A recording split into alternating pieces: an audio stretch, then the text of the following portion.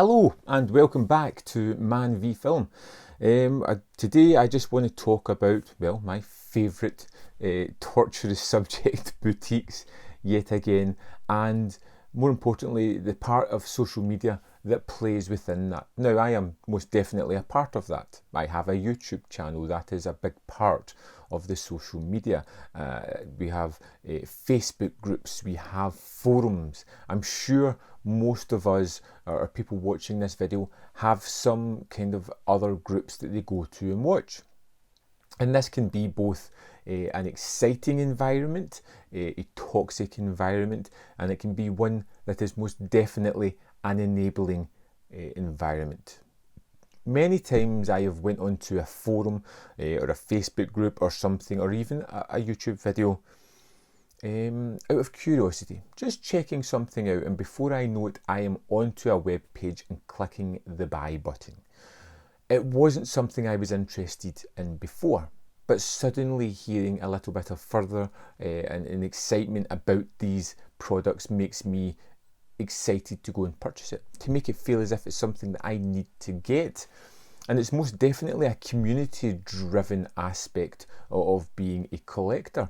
That fascination of want, almost, I need to get that. Now, there are some people out there, and I give all credit to those people because I've spoken to you on the channel before, those who can disassociate from these kind of fan bases, who can just look at their collection as their collection and are quite happy with that. But there are a lot of us out there who are easily led, who can find ourselves looking at a post on a forum, and before you know it, you're already researching the product and going, do I need that? I think I do. Click purchase, and it's here before you know it. And it is a really kind of worrying cycle, and I think it's something that the boutiques have really driven themselves as well. This fan community, you know, they share posts on Twitter, they like stuff, they highlight things. It's happened to stuff that I've done before,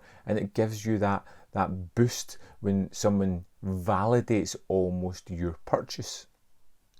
But again, what is driving that sale? What is driving you buying that? Why do we visit these forums? One, you're finding like-minded people. It's always good to see. You see someone post an image of, hey, I've picked this up. It's a movie you've already got, so you're not really that attached, but you click the like button, you're like, great purchase, buddy, you're going to love that movie, it's amazing.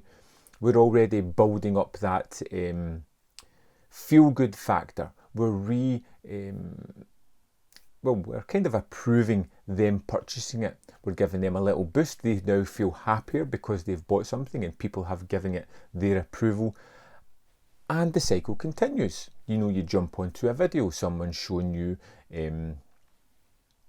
movies that they've bought. Hey, I've picked up this movie. Hey, I've picked up this movie. Hey, I've picked up this. It's limited and it's selling really fast. And if you're anything like me, there's alarm bells going off in your head. Oh, magic words. Out of print, limited stock. I need to go and look at this immediately. It's this kind of psychological aspect of buying that is something that is worrisome to me.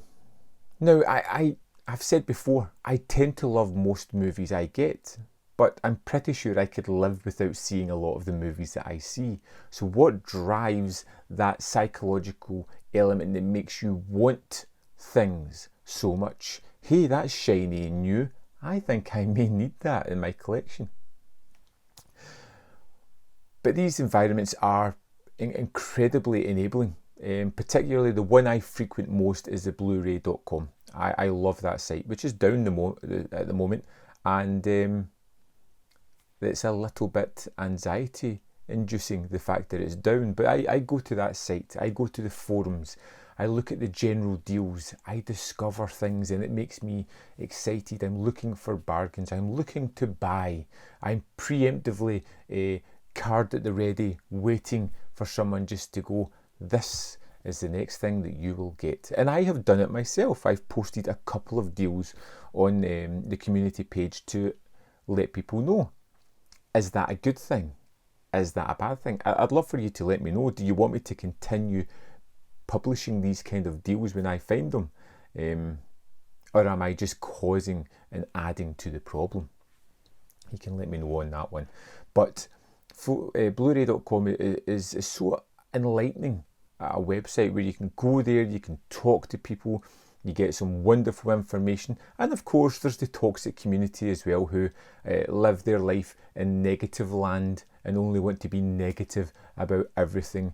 You know, the kind of people that would win the lottery and then complain because they had too much options on which to spend the money.